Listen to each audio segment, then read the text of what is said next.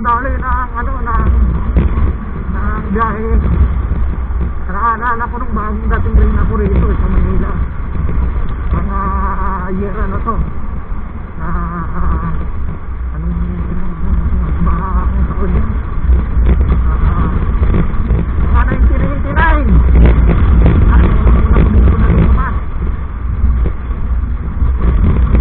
Tumasakay ako dito galing Ayala papuntang Marikina doon sa mga kulay blow na boat yung kanat ko. Oh, ganito. Aluwag yung daan. Oh, napakasarap bumiyahe.